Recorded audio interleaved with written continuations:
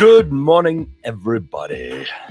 Let's get our Monday off to the right start. Hey, by the way, it's going to be a great week. You know why? Because it's only 4 days long. Yay. And you know what? Next week is also 4 days long. It's just amazing. Bonus. And the bonus, the real bonus, is that they both are, the holidays are on the Friday and the Monday, which makes perfect sense, the way it should be. Right? Well, I mean, it's the way Right. the Bible gave it to us, isn't it? So of course it's perfect. For the Bible tells me so. Exactly. That's right. Exactly right, Leigh-Ann. Thank God you bring a little religious instruction to the show. Otherwise, we'd be lost. We'd all be in purgatory. In fact, I think some of us are in purgatory all the time.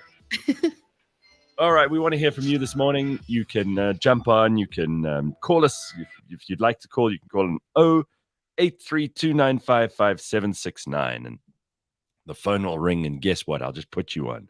It's that easy, huh? And It's a big red phone. It's a big red phone like Vladimir Putin has in his office. Hello. What are you calling me for? What do you want? Exactly like that. That's how he talks, right? All the time.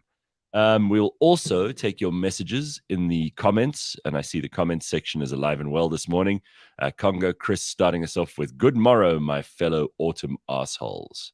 Nice. Yeah, it's autumn, right? He also says, if you're our religious campus, we're all in deep shit. That's about right.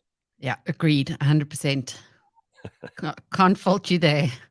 How was your weekend? It was all good, very chill, thank you. Starting to feel a little bit of a nip of the cold. I'm wondering whether gas heaters should be rolled inside. A little bit loath to make the change. But yeah, I think better prepared rather than not. And yours? Now you? Well, you mentioned you mentioned the gas heaters. I'm actually going to meet with our friend Brett from the gas company this week. We're going to talk to him about doing some stuff with us again. And you know, he's still that is the best and most effective way to heat things is gas, and it makes sense. You can't rely on the electricity, right? And even if you have solar, you can't drain your solar with heaters all over the house. Otherwise, you're not getting. What's the point of having it? I'm actually gas sorry. is the way to go. Yeah, I'm getting solar installed where I live. Very good. So, you know, and there's quite a big difference between renting it and installing it yourself. Obviously, definitely. a massive difference in terms of money, Cost. but the logistics, my gosh. So if you're renting, it takes about 2 days to set the whole thing up. And if you're actually having it set up, it takes like weeks. The guys are there the whole day. There are drones flying over, you know, building things, taking down shelves to make space for things, putting in ventilation, loads of boxes and, you know, cables and all sorts of things. It's quite something.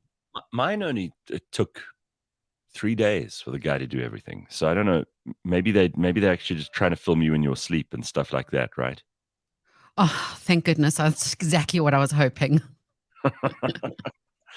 I even left my curtains open a bit. But I mean, it is weird. It was kind of drizzling when I woke up this morning.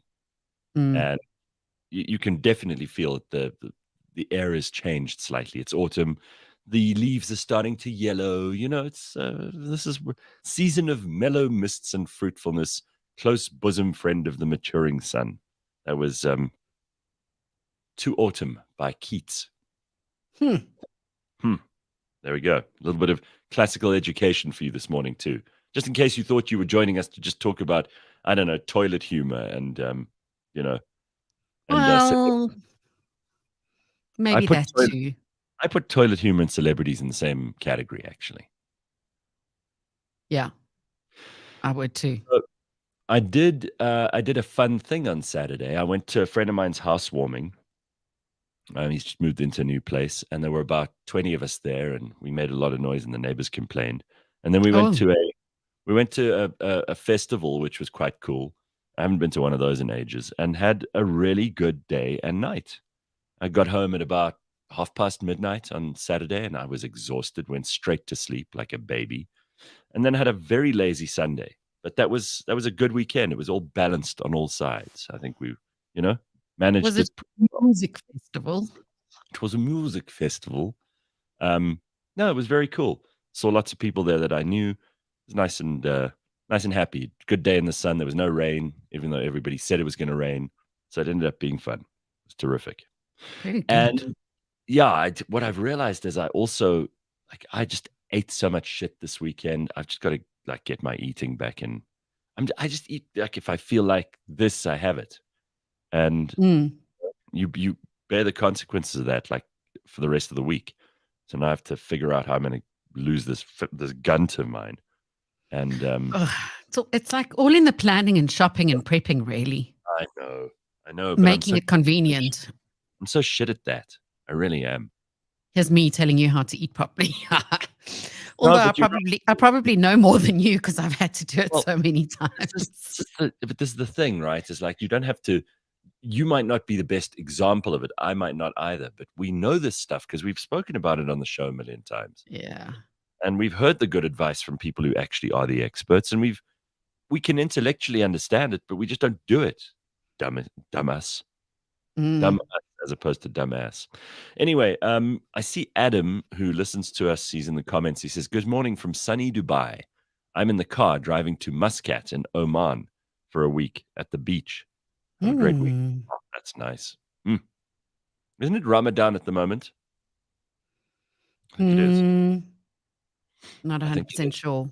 Someone must correct us if I'm wrong. I think all the holidays kind of align somewhere along the line. I'm not sure. It's usually around this time. And now April's such a disaster. I mean, March 21st to April 21st. Oh, okay, there we go. So we are in it now. April's such a mess, though, in terms of actually getting things done. I mean, I know.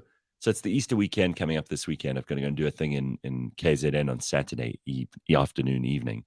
And then I'm flying back on Sunday. So it's a literally an in and out thing. And I've pretty much got every weekend in April is busy.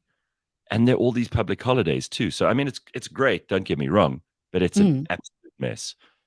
Because if you're trying to arrange meetings or do actual business, April's just, it's a write-off, Yeah.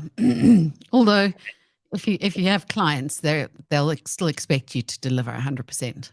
Oh, of course. No. Look, that doesn't mean that all of us are going to slack. It just means that it's really hard to get things done. You've got a couple of days. There's just nothing that's going to happen. And you can only push the boulder up the hill so far, Correct. Right. The calling in makes me cringe a bit, says Cunning Stunt. Yeah, but that's because you're probably a millennial or Gen Z and you don't like using the phone. Yeah, like when your phone rings, you're too scared to look at the screen, or if the doorbell rings, you hide. I kind of do that. That is ridiculous. Do you do that? Listen, if somebody, and it happens to me, people knock on my cottage door, on like the garden door. So I've still got some time to kind of put a gown on or something like that. But I freak out completely. Do you walk around? You walk around your house tits out? No, man. Sometimes if I'm in my PJs and I don't have a bra on or something like that. Or otherwise, I just do the trick where you kind of hold your phone in front of you. No. Pretend you're busy on your phone. but I freak out completely. I mean, the cats are worse than me. They scatter into different corners of the cottage. But I'm just like, it feels like the world's coming to an end. It's like a nuclear war siren. It's horrible. It sounds like Hermitville where you are. I mean, it's like you're a proper hermit. I often think that I'm antisocial, and I mean, I spend a lot of time trying to avoid people, but I still know how to be sociable. I think you've kind of lost that a little bit. Well, the thing is, when you're expecting it, it's fine. But remember, my landlords are boomers. So they just open the door and come in. Oh, right. Doesn't matter what's happening. You should be up. It's 10 o'clock. You should be up and bra'd up and working. And no, they shouldn't be doing that. That's not on. So when I have a shower, I've got to like make sure I've locked doors and things. Jesus. No, I don't like that. They just Well, walk into your place. now you understand, you see? No, man. They can't just walk in whenever That's they what want. happens. That's what No, no, happens. no. You must You set some see, boundaries. I'm gonna they've do lived there. I'm gonna do a Dr. Hanan on you. You need to set some serious boundaries with these people. Come on. I've learned now to like lock the courtyard door so that when they open it, because they Yeah. just, the handle will go down. At least it God. gives me some time to, I don't know, put away my drugs and Oh my um, God. put on a bra. No, but what is this? This is terrible. You see, No, they've lived Leanne. there for 40 years, so to them, it's their land. There's they're huge, like sacrifices you've got to make when you're a tenant in some way or another. You're not going to get away with everything. No, man. You cannot allow these people to just walk in when they want. You may be renting them. And also, are they your friends? Do you know them outside No, of the relationship of landlord? Then you've got to be very clear about this. You've got to sit down with them. And I know you're not very confrontational, but I no, mean, it's not going to I'll happen. I'll come and help you do it. We sit down with them and say, listen, you motherfuckers have got to stop just walking in on this poor woman. You're a nervous wreck, and she sometimes likes to have her tits out, and you can't just walk into a house. I mean, this is your home. This is She like likes it's like to, you're in prison. It's like you're in prison, and the guards just come around and like bang the fucking bars of your prison cell with their batons. No, that's yeah, not on. That's what yeah. it's No, like. that's what it can be like. But there are lots of good things that outweigh that, and I've learned to mitigate it. What I've thought about doing is Like, what, do just they bring you? Do bring you apple pie on the weekends? no, nothing like that. It's usually to read the electricity meter or to have the guys who are fitting the solar come in and look at No, no, no. DB boards. But, but but you still have to give them permission to come in. You are it's your home. They don't own the universe. They can't come in if they're renting it to you. They need to ask permission when they come to see you. The gardeners come in willy nilly. No, what is this? Then you've got to move out of there. Sorry. No ways. No, it's awesome. But the nice part is it's not really a cottage, it's a little house. So that's like the big advantage. Um, it's as quiet as anything. It's so secure. Yeah, but still, Um, just do me a favor. they You they need to, really maintain things. come on. You have to gain a little bit of your own agency here. This is not on.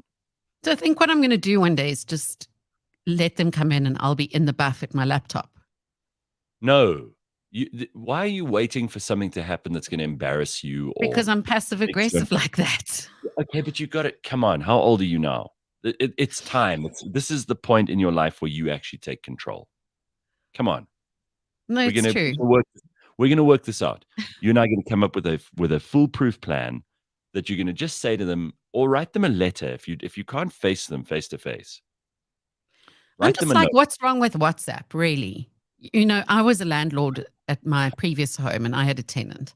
And we would WhatsApp. I would WhatsApp in the morning if I might see him in the afternoon, for something. Like just be aware that I'll have an estate agent coming around in the afternoon. I would let him know like from the day before, the morning before. Now, is right here. What the hell, Leanne? You teach people how to treat you. And you can't No, just you're have right. the gardener walking in whenever they like. I mean, this is not right. They come in. It's pretty. It's pretty unscheduled. They come in sometime on a Saturday. You can kind of Still, hear them arriving with the brooms and the leaf blowers and things. but okay. Look, I'm not going to make too much of a thing of this, but I really think that you just need to you draw the line. Otherwise, they will continue to just do what they want. You No, can't you're have this. 100% right.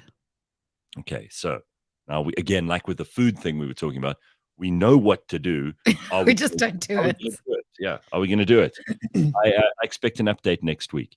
Oh, we won't be on next week because it's a public holiday, but the Yes. week after, we'll do the Monday after that, and you can tell us. Look, I do think that gives you a lot of time because I know that you are very shy about these things. So you have 2 whole weeks to make a plan.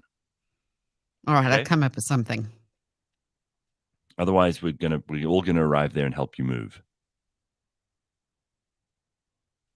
That would be quite fun, actually. We're going to pitch up and we're all going to move. We're just going to load all your shit onto the truck. I'm just going to move you. To where? Anywhere where you actually have a bit of independence. You know, you're not in a prison.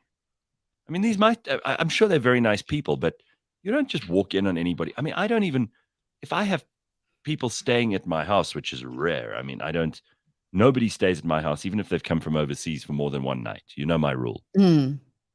But even then, I don't just walk into their room while they're in there. You can't do that. For sure. You know? Yeah. It's like no, I understand that. Yeah.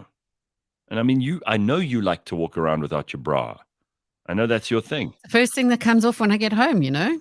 And you swing it like this. You swing it up in the sky and you throw it against the wall and then you put hang on it that from the chandeliers. Yeah, and you put on that Patricia the Stripper song. That's your favorite thing to do. I know it.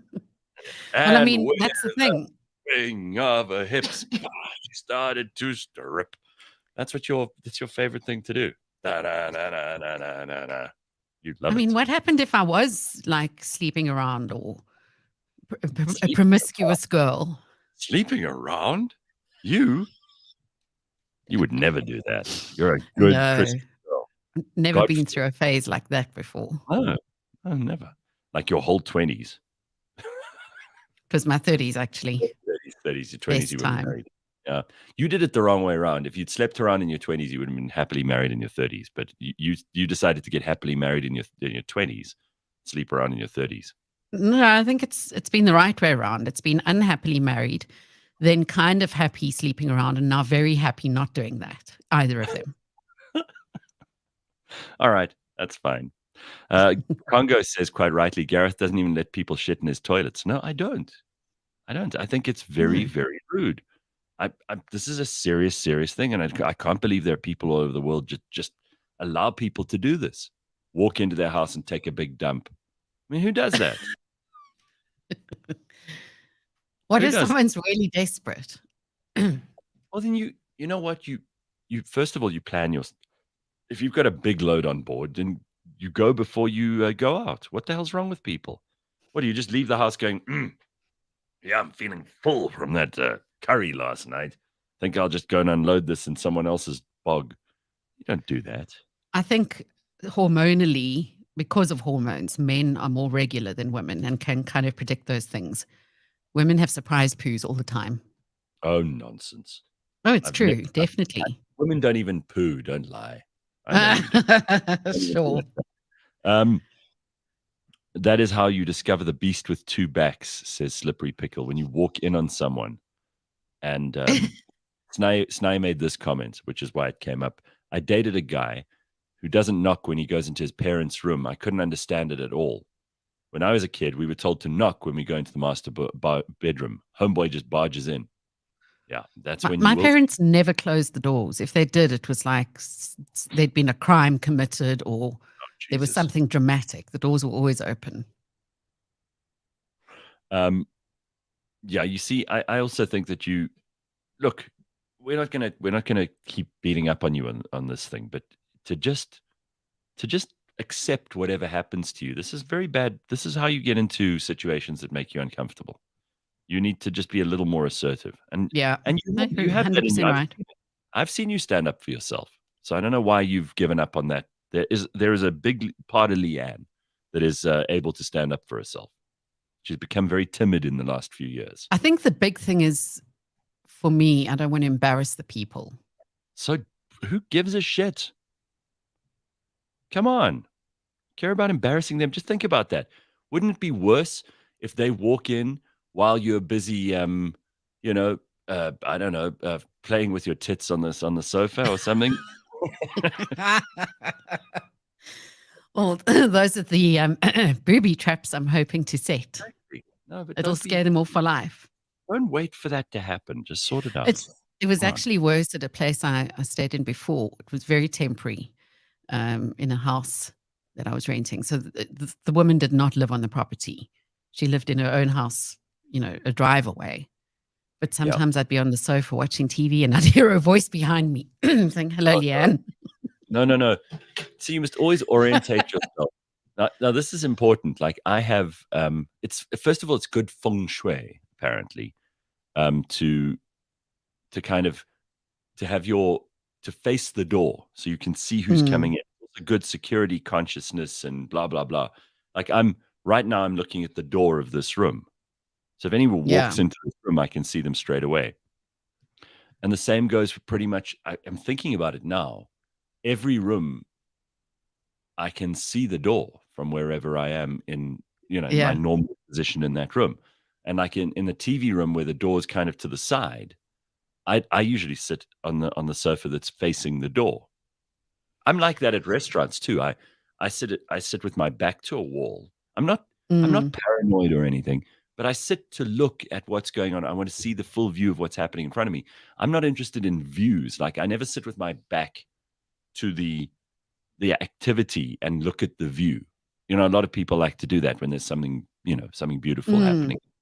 I want to sit looking at what's happening inside, which I know I is worked with weird. a friend like that. There were just three of us in an office, and she could not have her back. She had to have her back to the window or so she could face the door, so Sure. that there was no traffic behind her. Because even though there were just three of us in the office and we all knew exactly what we were doing all the time, she'd poop herself every time someone was behind her. She What just couldn't deal with it. what made me think of it is what you just said now about this person walking up behind you and going while you're watching TV. Bless Oh, her. and get a tissue. Give me a second. Just talk among yourselves. All right. Well, we're actually supposed to have Tumisho Masha coming in today. I don't know what's happening there. Maybe Ryan can update us to see what he's been up to. But otherwise, let's go through some of the comments. So Sibanda says, I wonder what happened to Sia's neighbor that used to walk around naked. Yes, I totally remember that. It's You absolutely wonder what happened to terrible. what? Sia's neighbor that used to walk around naked.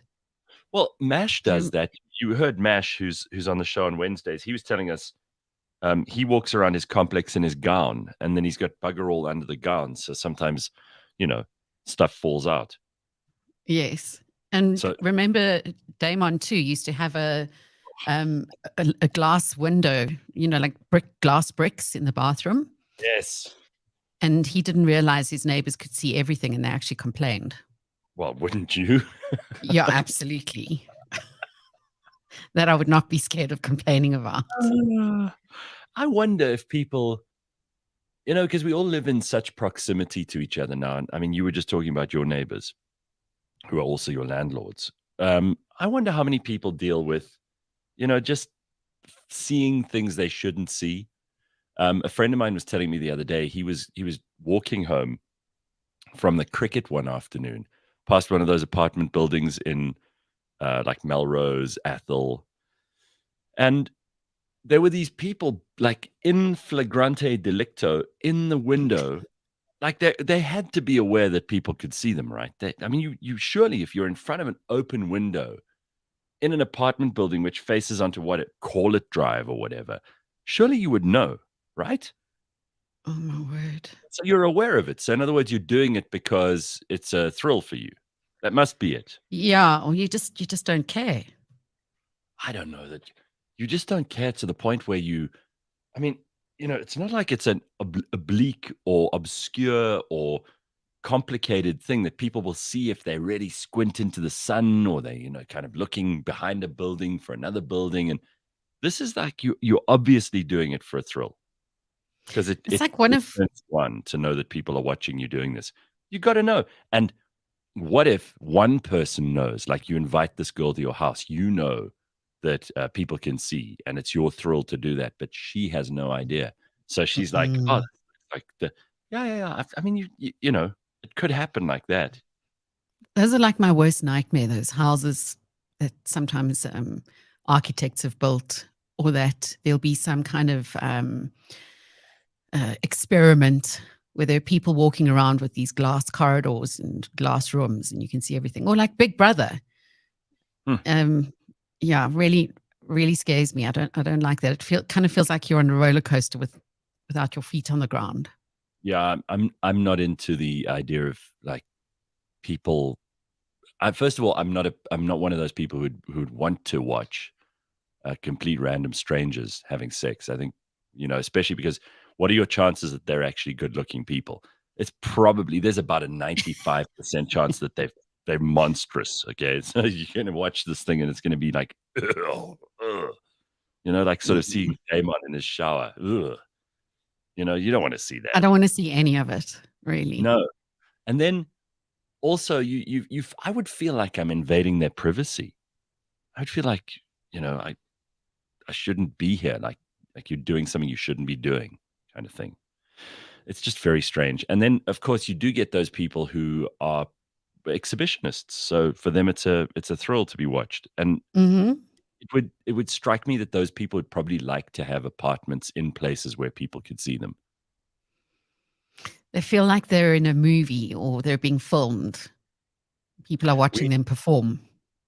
we used to have offices when I worked at a previous place, and our offices used to look onto another building. And you could often see like people cooking their breakfast or doing something, in the kitchen or sitting in front of the TV. And I often think about these big cities like New York because buildings are right next to each other. Mm, And you don't even need binoculars. You could stand in your house, your apartment, look out, and you would look straight into someone else's apartment. hmm. And I always wonder, like, do people eventually like wave to each other? Do they just ignore each other? Do Just they just stare. pretend? Yeah, they just pretend it's not going on, or do they stare and make it a weird and uncomfortable thing? It's so And I mean, we strange. learned a lot about that during COVID, especially in Europe and um, That was a the nice one. smaller We were doing COVID. those smaller little village towns where you hang your washing, and it's basically shared with your neighbor's balcony. Everyone can Yeah. hear your tiffs. Uh-huh. Yeah, we're very spoilt as South Africans. A lot of us for having more space and land, being able to spread out. Well, that's it, because we live in very close proximity now. So, you're suddenly privy to people's behavior in a way that you wouldn't have been before. I mean, like, now you know what people's dogs' names are next door, even if you've never met them, because you hear them going, "Hey, Fluffy," or Mm, whatever. Now you know what someone does most of the day because you see when their car goes or when their car doesn't. I mean, I'm not one of those neighbors who gives a shit what my neighbors do. I hardly pay attention. But there are people who are fascinated and interested and obsessed sometimes with what everyone else is doing. And especially during COVID, I think that happened. You're right. yeah, People were like, and it's they not were so like much. peeping through the curtains, seeing what was going on next door. That was like in the small town of McGregor that I lived in, that had what maybe like one main road. Yeah. And as you were walking down the road, you'd see all the lace curtains twitching. People watching you walking up and down the road. Yeah. Yeah, kind of weird. Congo Chris says, maybe that's it, Gareth. Maybe Leigh-Ann wants to have the landlord walk in on her in a compromising position, like some cheesy porno. No, definitely not. That is not the idea. It's the Are opposite, you I sure? promise. I Are you promise. sure? All right. With the love Mash has for snooping and nudity, he probably knows apartment buildings that he goes to for voyeurism. Yeah, I'll, Oh, I'll ask Mash about that because he's the expert in this field. Um, Slippery Pickle says, I've seen complete random strangers silhouetted by the moon at the beach parking lot. Looked like the lady was riding a mechanical bull. oh no. Oh, that's terrible. Oh my God. Mm, My boss. Oh my God. My boss says B accidentally send me a picture of his boyfriend's penis. We mm-mm, normally send each other pics of birds. mm-mm. We're bird nerds. I How threw did my she know it was his boyfriend's wow. penis? Oh my God. Okay, B, we need more information. We need more How? information. This is too saucy. Leigh-Ann, you have Mm. questions.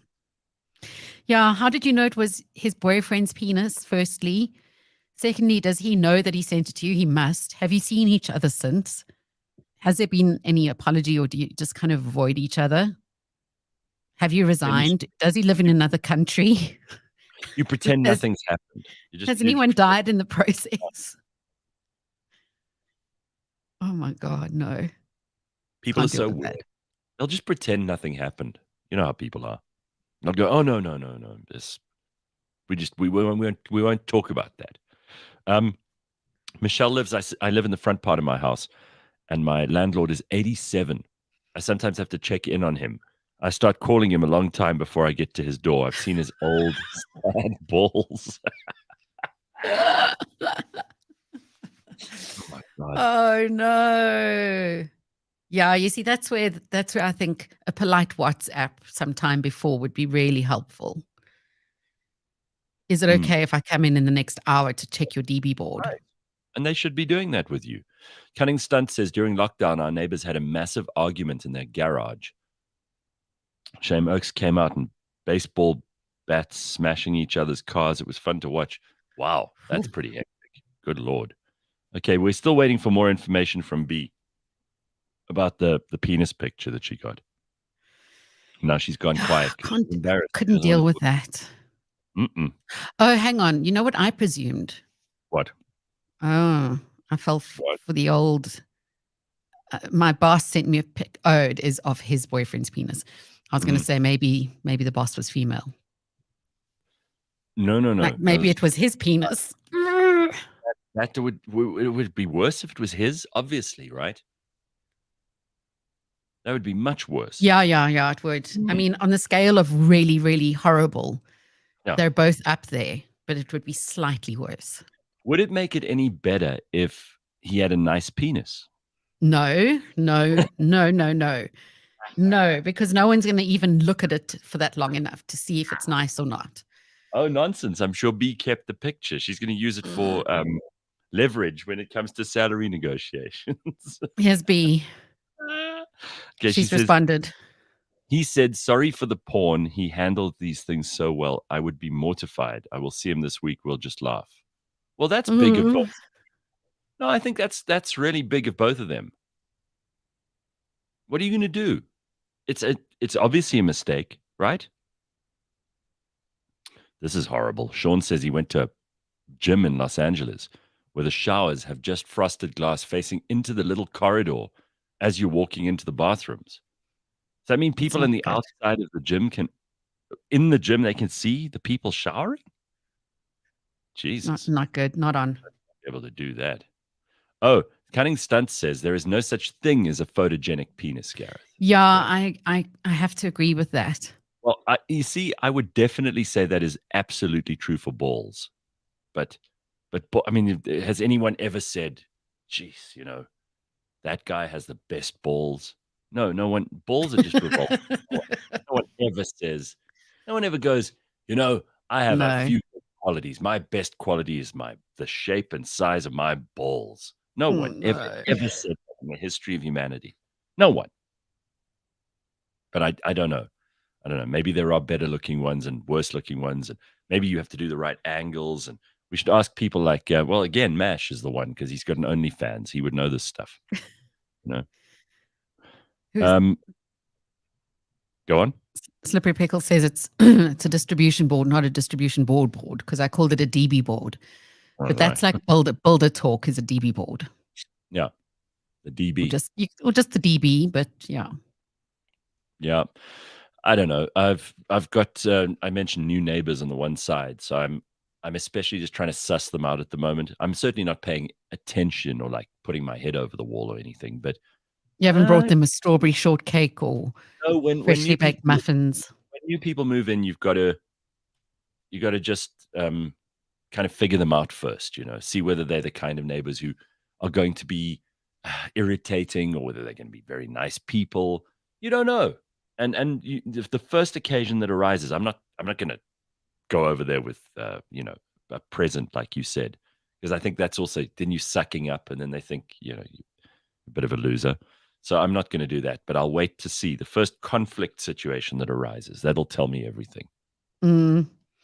I think. Yeah, I'd prefer to not have any contact at all unless it's on WhatsApp. I'd Yeah, prefer that. yeah. This is where I am like you. I also don't. So I'm on the neighborhood WhatsApp group. I don't know if they are yet because they add people. I'm not an admin on there at all. But then, if if they're on there, then that's sufficient. and then we can deal with things that way. I can message them directly. I don't need to be on a first name basis with any of them, or know whether they have kids or any of that shit. 100%. Oh, the sneezing is starting. It's because of the rain. It's clearing all the air, and now we're getting into autumn. Yeah. It's going to get all dusty soon. I'm not looking forward to that at all. That's not my favorite thing. No, not the best.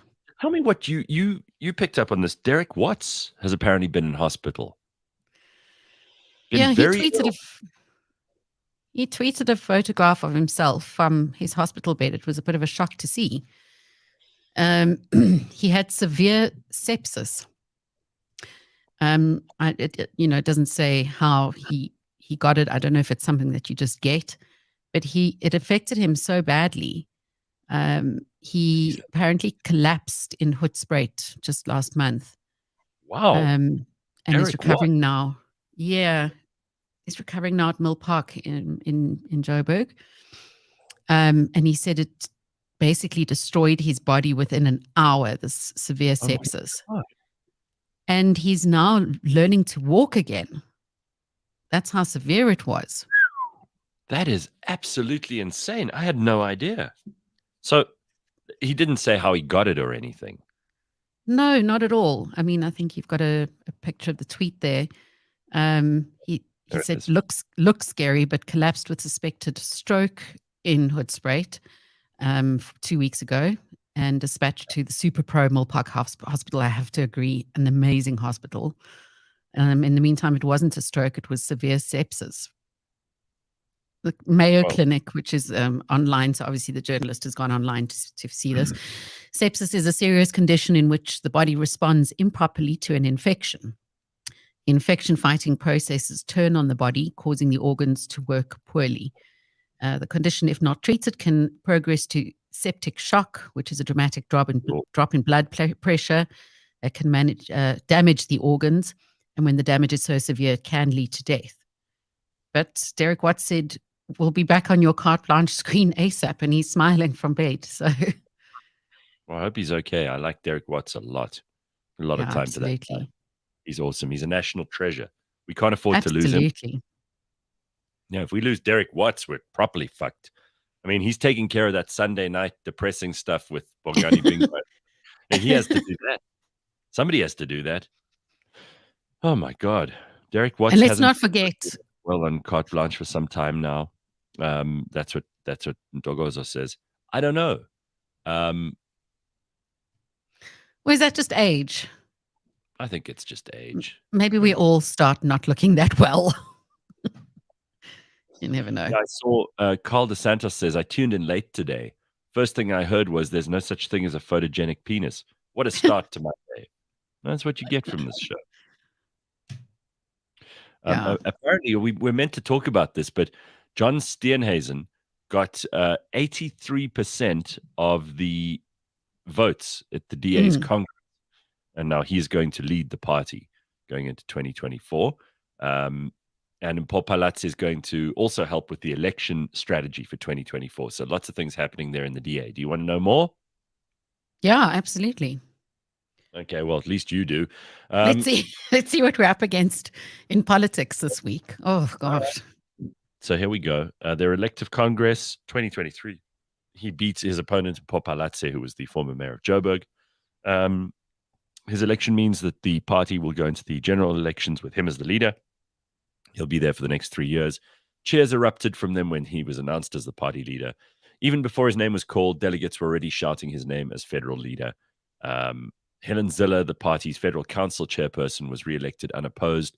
The three newly elected deputy chairpersons of the federal council are Thomas Walters, Annelie Lotriet, and Ashar Sarupan, who will be deputizing for Ziller. Ivan Mayer was elected as federal chairperson. The three new deputy chairpersons are Anton Bredell, Solly Malatsi, and J.P. Smith. So there we go. Those are the big decision makers now in the DA. Well, thanks for that. Now show us what you can do. Right.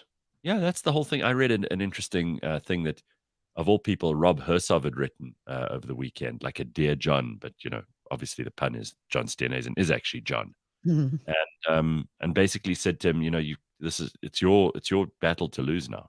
You could possibly fuck this up. Don't, which I think is, yeah, he's got a lot to prove, John Steenhuisen. It's a lot of Um, pressure. and these elections are going to be pivotal, right?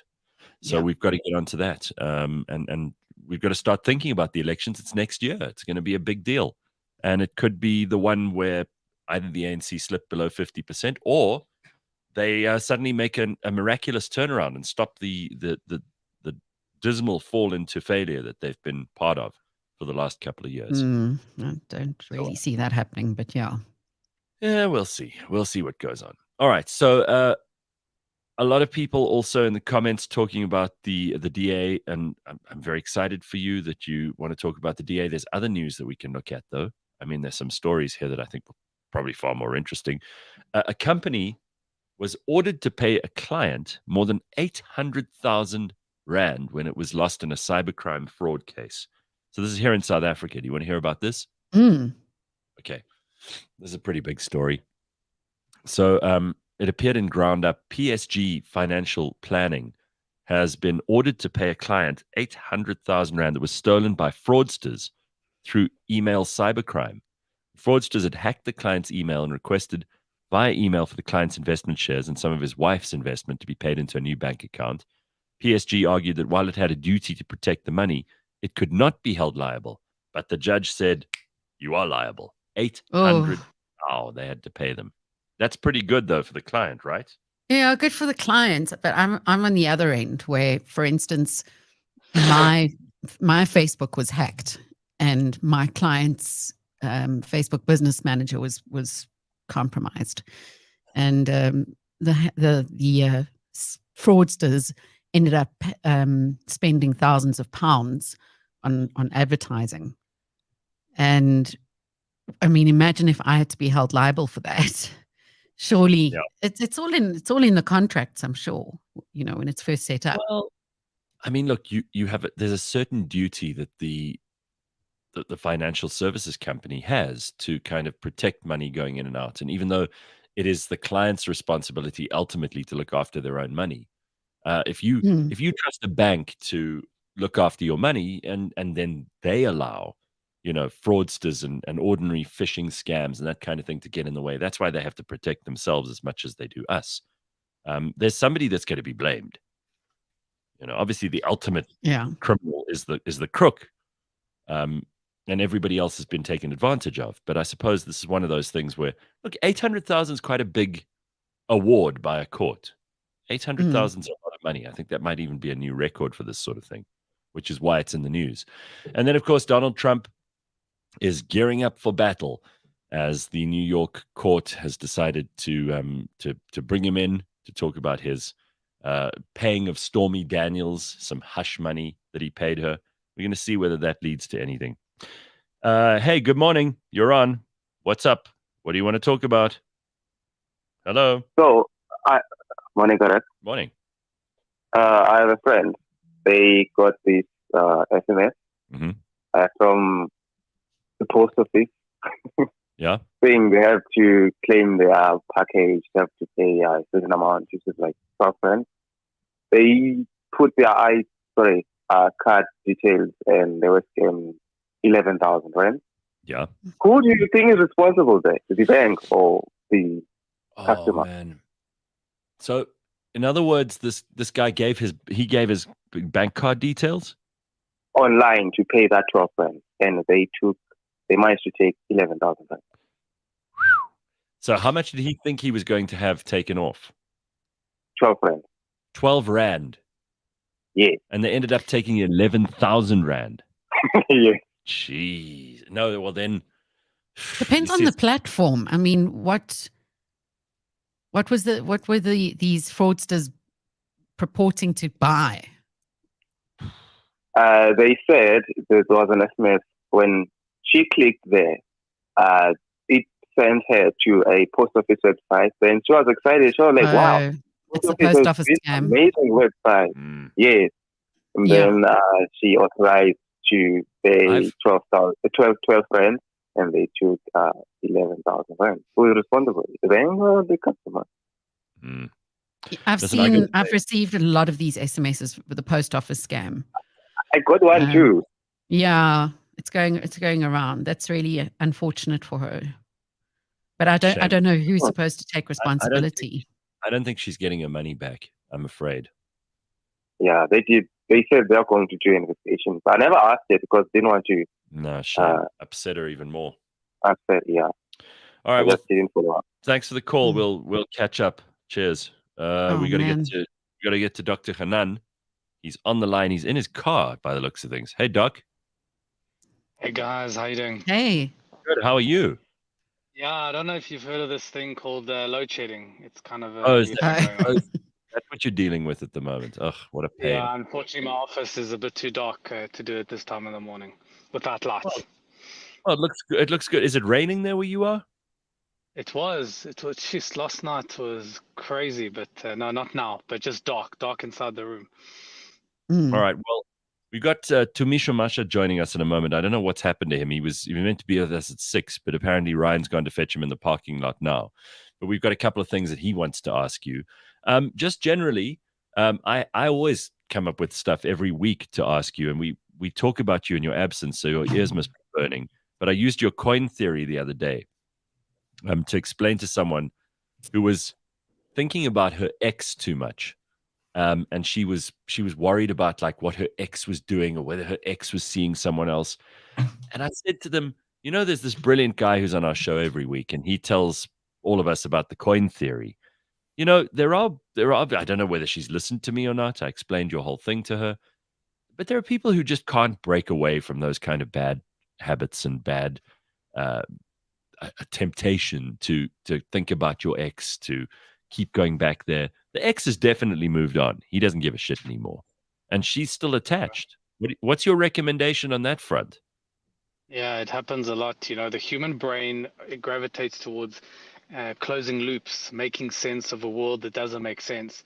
So a breakup, especially when it's a nasty breakup, when maybe the other person cheated on you, or the other person breaks up with you unexpectedly, or the other person has done something that you feel is unjust or doesn't make sense, our brain always wants to go back and reconfigure it in a way that does make sense. And that's what the brain wants to always go back and think about it and rethink about it. But the problem is that there's no making sense of something that could never make sense. And the more you try to invest your coins, your energy into something that doesn't make sense, the more you suck yourself into a world where you feel completely out of control.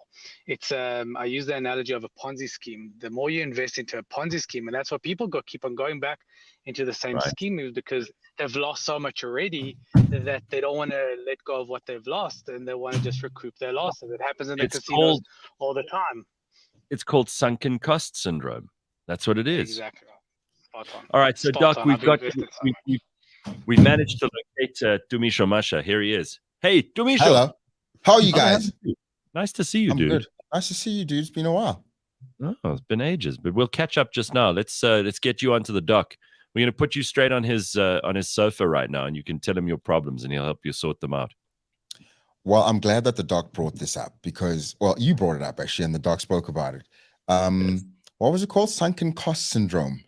Yes. Yeah, we seem to go back, don't we, to like really bad relationships or I suppose situations where we're like, I've put in a lot into this and I'm not going anywhere until I die. Right. Yeah. You don't want to get you feel like you've put a huge amount of value and time in. And people often say, oh, I wasted like 5 years with this person. And you think, like logically, you haven't wasted a single thing because you've learned lessons along the way. It's done you a lot of good to have come through that relationship. There were good times as well. But we tend to go, oh, well, that the whole 5 years was a waste. Like you could just write the whole thing off. But on the other side, if you obsess sorry over about that. You're still stuck in a 5-year relationship, even when you're meant to have moved on. Exactly right. But do you think as South Africans we're kind of, and I don't want to bring politics into this, but do you think that's our relationship with our politicians? Like, 2024 is coming around the corner, and I was having an interesting conversation with my wife this morning about like, who would you actually vote for? And it's like, I don't know. Do you just stick to the devil, and think, well, sunken cost syndrome, they might improve eventually, finally, or let's try somebody new and be disappointed by them instead. Yeah. I don't know that Dr. Hanan's going to give us political advice, but he can certainly help us with the psychology of it, right? Yeah, the psychology of it. Well, the sunken cost syndrome is all about I've invested so much and I don't want to let it go to waste. And that goes, I mean, think about the casino. You've spent or you've lost 1,000 rand and you want to chase that 1,000 rand just so I can go back home even. I don't want to waste that 1,000 rand. What ends up happening is now you've already lost 2,000 rand. And you want to chase that, and now emotions just exacerbate, and you want to chase that, and you want to chase that, and before you know it, you've sold your watch and your house and your retirement. And the reality and what you have to understand is that what you've lost is not yours to own anyway. It's done. It's not yours. You have to almost like start. This is the reset button. This is the moment that I'm starting the race. So what happens in relationships is, I've spent 2 years, I've spent a year, I've spent 5 years with this person, and I don't want to let her go to waste. And if I'm prepared to invest even more into this Ponzi scheme to hopefully recoup what I've lost. And what people want to recoup is not necessarily the relationship, but they want to recoup making sense of what went wrong. And the moment you try to recoup of making sense of what went wrong, you lose even more. And I give the analogy to your point, Gareth, that a lot of people chase relationships that no longer exist. I give the analogy: imagine you've lost 1 million rand in a Ponzi scheme. Well, you can do one or two things. You can continue investing coins, energy, money, time, resources into the same Ponzi scheme and lose even more, or you can start investing your coins into other businesses. Now, hear me out. Right. So now you've lost 1 million into the Ponzi scheme. So now I'm going to take 1 rand, I'm going to invest into a new business. So now I've got 1 rand profit, 10 rand profit, 100 rand profit, 1,000, 10,000, 100,000, 1 million, 10 million, 1 billion. The moment I have 1 billion rand in my bank account, how do I feel now about the 1 million rand loss? Now it was just a great lesson. So it turned from a massive disappointment to a great lesson only because I've invested in other things that create value. But as you can see, investing in other things that create value takes time, because once I have 10 rand profit, it doesn't feel good to lose 1 million. Once I have 100,000 rand profit, it doesn't feel good to lose 1 million. But now I have 1 billion in my bank account. Now it doesn't matter. Now I see it as a lesson. That help? That helped me a lot. I think if we started looking at it in a different way and saying, look, from the 10 rand win, right, after you've lost the million, and you just say, look, I lost 1 million, I have to write that off. But from 10 rand going onwards, you are actually in the profit margin. You're back in the black, as it were, right? And if you don't start seeing it in a positive light, you're not going to get to that 100,000. You're not going to get to that 1 million. You're not going to get to the 10 million. Right. Doc, it is also true that like some people move on far more easily than others, right? Some people don't have, they just don't hold on to things so easily. And I mean, I can say straight up, I'm one of those people. I move on extremely fast, and it doesn't occur to me that I could have, would have, should have done things differently at any other point. But I'm either lucky or I'm unlucky in that, because the lucky side of it is that you get on with your life and you make new decisions and you make new things happen.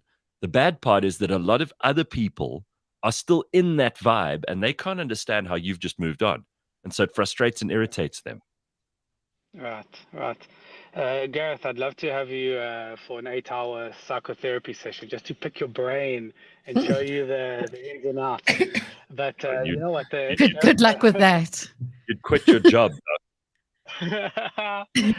So your temperament is your temperament, but people that are able to move on, they're able to find greater value in other things. So they're able to let go of what they've invested into, and they're able to invest into other things because they see the potential value in other things. But it's definitely unhealthy to hold on to what you've lost because it's not yours to begin with. Now, this is quite important. Right. A lot of people go, and this is childlike behavior, and you guys know how I feel about feelings and emotions. But a lot of people go, let me feel first, and then I'll move on. Let me feel first. Let me feel as though I've been able to resolve it, and then I'll move on to someone else or something else, or move on to another venture. But it doesn't work that way. Life doesn't give you the feelings before you actually do it. So you got to do it and do it and do it and do it, Wow. and then the feelings come. That's the way it works. So we don't get the luxury of feeling than doing. Think about gym. Nobody ever feels like going to the gym and do it later.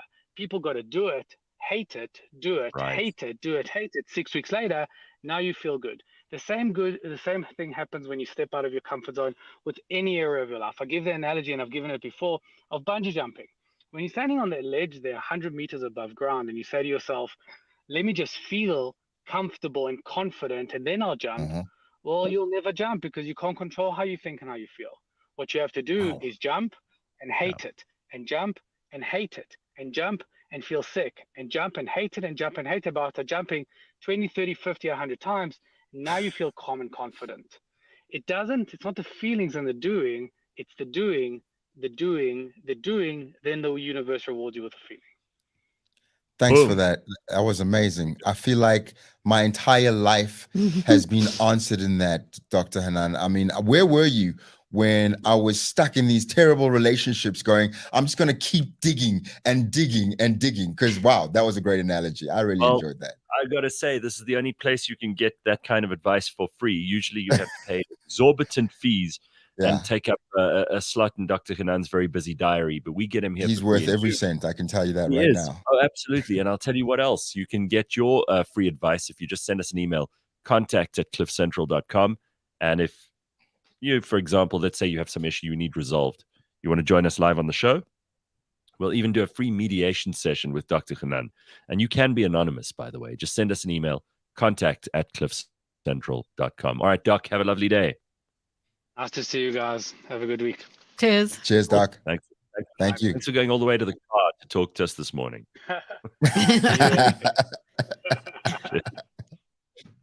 Tumisho, What's up, man? you're looking happy and healthy. Good to see you, dude. I am happy and healthy. Good to see you, man. I'm in a great place.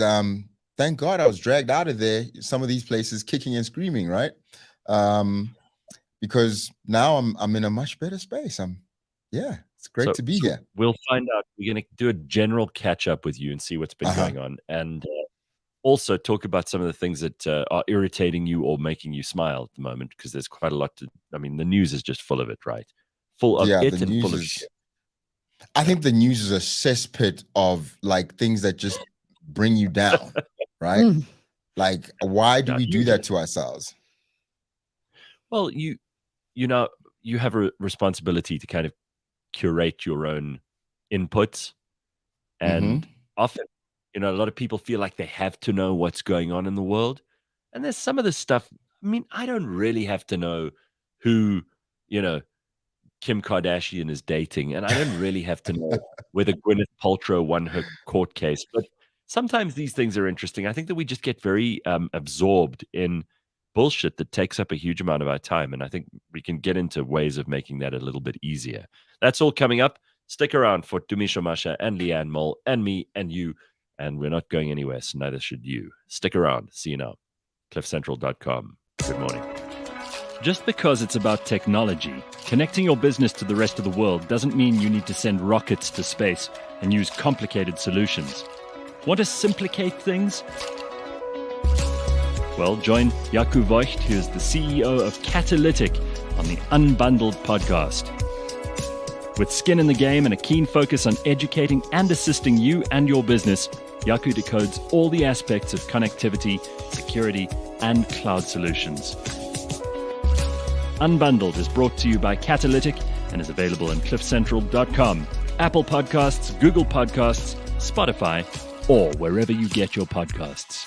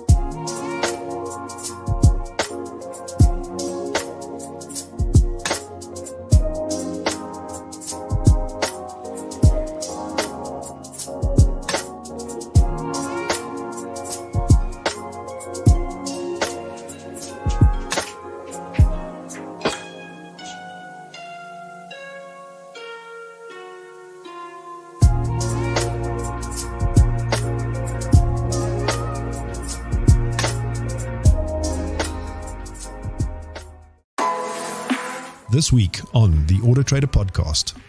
The F1 season has come back, and obviously we've had the first race. Do you have any sort of high-level thoughts on what you've seen so far? You know what? I feel like putting on a green jersey. Not for the Springboks. Yep, for Aston Martin. Or Aston Martin. I am rooting for them this year. I think I am an Aston Martin fan. And I thought about this because I said at the end of last year I was going to potentially, switch sides. Catch us every Monday at 9 a.m. on YouTube and on autotrader.co.za. All right. It is Monday morning, and we are live here to look after you. It's going to be a short week. Friday's a public holiday, and Tumisho Masha is back in the studio with us. It's been a while. What have you been up to, dude? I've been up to a lot of things. Fatherhood more than anything else. Raising my young daughter. And, I'm a voice artist, so I do a lot of that. And back to producing film and acting in film and that sort of thing. I've done some nice projects. But this year, I did a piece of theater for the first time in probably 15 years or something like that. And I really enjoyed being back in the theater for the first time in quite a while. I really enjoyed that. So what I did Fences. Fences. Oh wow. Okay. So that's quite a famous piece. I'm not a big theater buff, but I've heard of Fences before. So tell us what's the gist of it for those people who don't know. Well, to start off with, Fences it was made famous, even though it was written by August Wilson, but it was really made famous by Denzel Washington and Viola Davis. So they did it at Broadway back in the day. And then around, I think it was 2014 or so, they shot it. Denzel directed it as a movie. And that was the movie that won Viola Davis her Oscar. So everyone remembers that scene where she's standing out in the garden and she says, well, I've been standing here with you. And she's got snot running down her face and everything else. And that's how she won that Oscar, right? And so I played the Denzel part where he's like, I'm trying to tell you that I've been standing in the same place for 18 years. Yeah. That's I know this. You see? That's amazing. You just summarized the whole thing for me. That's bloody fantastic. So we had to do the whole thing like with the American accents and everything, which was really a lot of fun. Yeah. And we had to have like these Pittsburgh American, it wasn't like normal, specific. Yeah. And 1957, Yes. Yeah. So it was pretty cool. Because obviously it's like, if we get it kind of wrong, it's like, well, it was Pittsburgh in 1957. If someone says, well, that sounded a little bit like it was Southern, and you're like, yeah, well, it was Pittsburgh, 1950. You weren't there. So we could get away with a lot more. But I think we got it together. I think we had a good run. We had a lot of standing ovations, I must say. Dude, that's so cool. Yeah. Is it true that you actors? Us actors, them guys. I mean, like they take you more seriously if you're a theater actor. Then film is obviously a very different thing, and obviously the film people will say the opposite. But there's something about theater actors that they get like massive kudos and points, and they get huge credit for doing a stage play. I think you take yourself more seriously because you got to like actually do the work. Doing film and television can be easy. I didn't realize how much easier it was until I did this. So what happened was John Gani was supposed to play the lead role. I was supposed to play his friend. And then about 10 days before we went into this, he was just not well enough to be able to carry on. So I got bumped up to the lead role.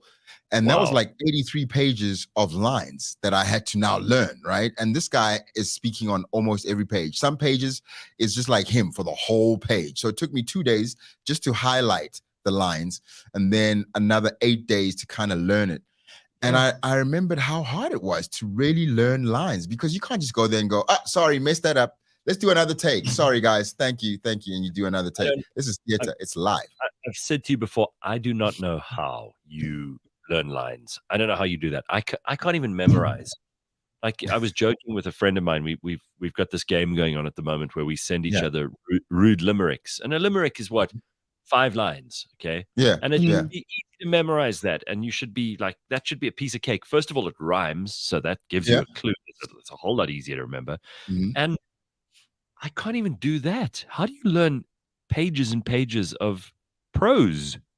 Well, I'll tell you what really helps is that sense that you've got a gun to your head, like your very life depends on it.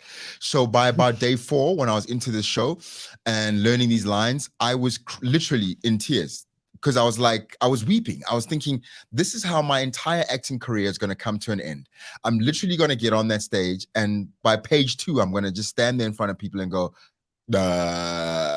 I'm really sorry that you paid your money and came all the way, but I don't know what else I'm going to say. Goodbye. And that's why I was in tears, because I was like, they're going to have this terrible write-up. Tumisho Masha stunk. He stunk. And that gave me the right motivation. I think it was my ego not willing to let me die on that stage. Yeah. Sure. So maybe what you should do is say to yourself, next time you want to learn the limerick, do it on a public platform. Like set up a day where you're like, in 2 days, I'm going to do 3 limericks for you, and it's going to be live. And if I mess this up, well, it's on me. You'll see how much easier it gets. Pressure on. Yeah, maybe you're right. Maybe that's what I got to do. Yeah. Oh, dude. Okay, so fatherhood, doing a stage play, getting back into the production. It sounds like a busy schedule. I don't even know, because I don't think we've caught up since COVID started. But no, we haven't actually. You struggled during that time? Was it absolutely horrible for you? Because it was tough for a lot of people in entertainment.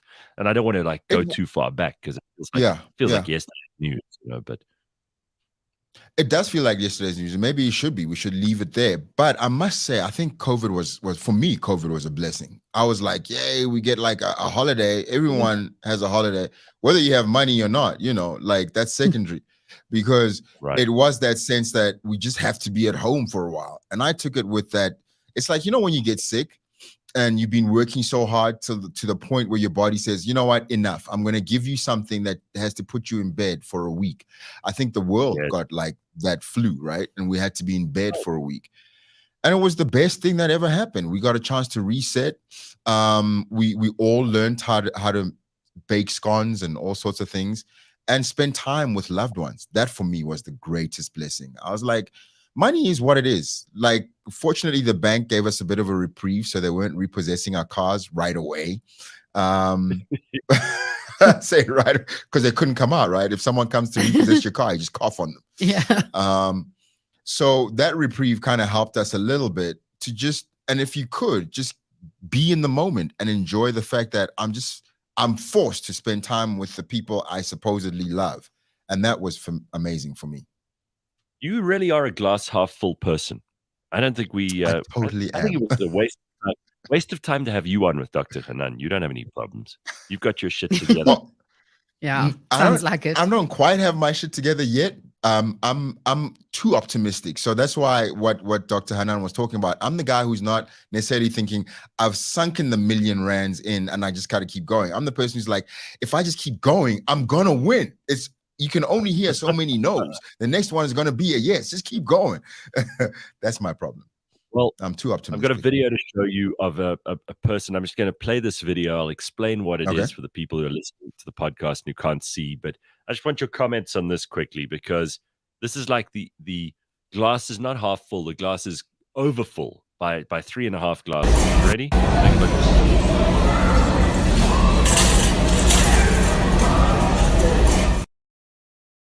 Laughing. Wow. Okay, so explain what that is. There's a guy in one of those motorized wheelchairs, right? He's going through a shop. He's got a cowboy hat on. Got to be America, right? Of course it's America. The guy probably weighs, let me not exaggerate here, 400 kilograms. He's like, give or take. He's so big, he can barely fit in the motorized wheelchair. And he's like, buzzing down. They see me rolling. The hating.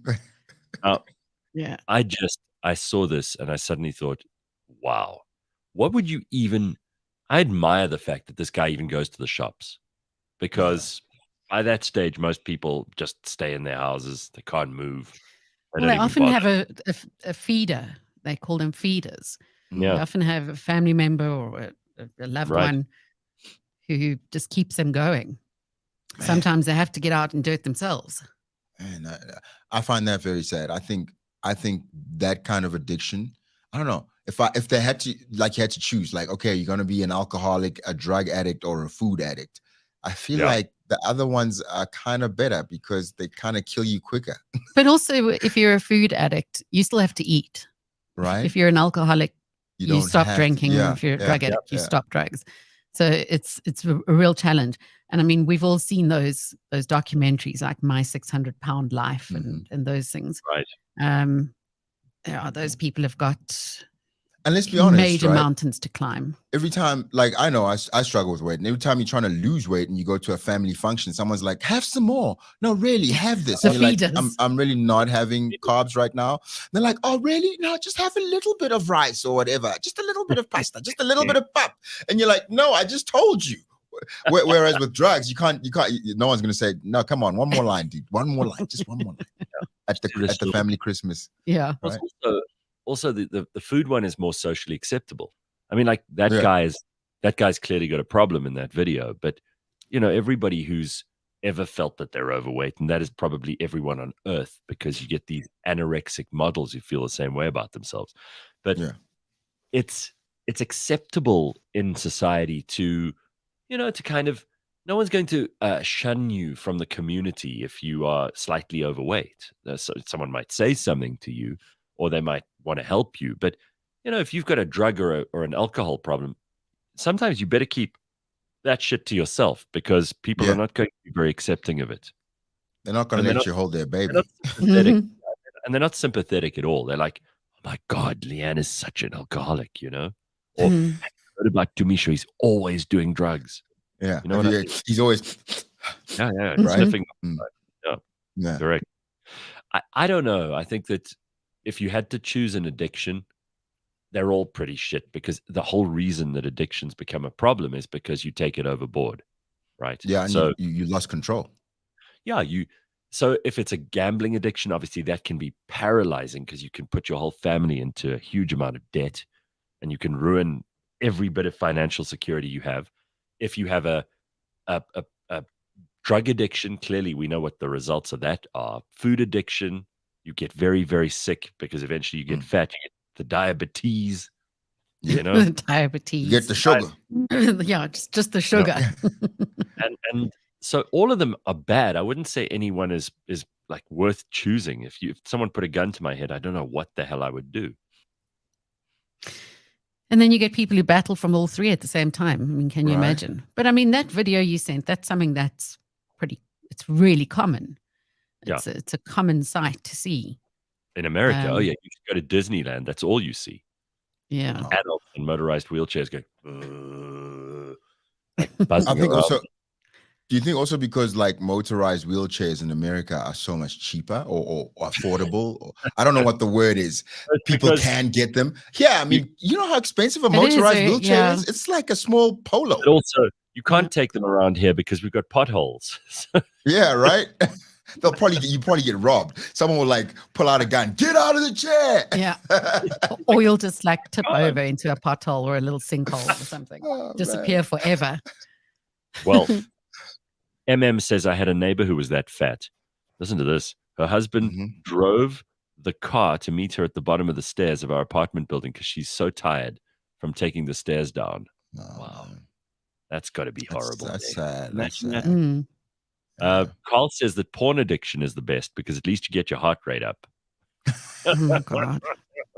Until you've been in the house all day, right, with no pants on, and you haven't gone out to do anything. Yeah, you don't have any money because you can't work. Yeah, you're just watching porn. And you spend all this money on Wi-Fi and everything else. No, I don't think so.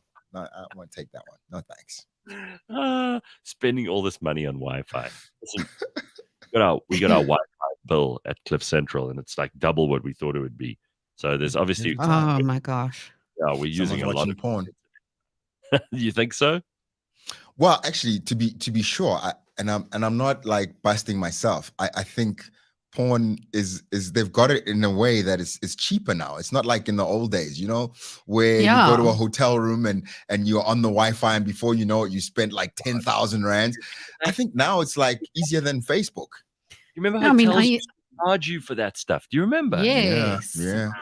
I mean, Gareth, I used to do voiceovers for these like SMS adverts, these porn adverts. Oh, really? Yeah. That's so wild. And those people had to subscribe to, and you paid a certain like 25 to 60 rand a day for that stuff. Yeah. And there were people who were subscribed 365 days a year. Right. Now you just go on Twitter. To see a still picture. Yeah, right. Now you just go on Twitter. You just like, there it is in your face. You didn't even ask for it. You're just scrolling through your timeline. Why? Yeah. Well, Steve says you could also get a wrist injury. That's something to think about. Oh, of course. Okay, Steve, maybe you go blind and things like that. Should warm up first, buddy. Yeah. Warm up those wrists.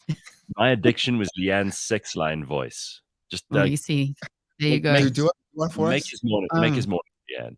Let me play you some music at the same time, and then you can really make it sexy. Okay? It's pretty appropriate because I don't know what I've done to the aircon, but we're steaming up in the studio here. Pretty steamy. You made it steamy. Yeah, nice. You can actually. It's at the point where you can like draw hearts with your fingers on the windows. Yeah. So it'd be something sexy like that. Okay, Leigh-Ann, let's go. Let's do some sexy music here, right here. Okay. It's getting steamy. I can't watch myself while I'm doing it. It's getting steamy and hot. Why don't you join me and my friends in the jacuzzi? I'll show you a good time. Oh, yeah, that would be a good idea. Well, why is my porn star friend always I'm German? Swedish. I don't know why the men have to be Swedish, but we are.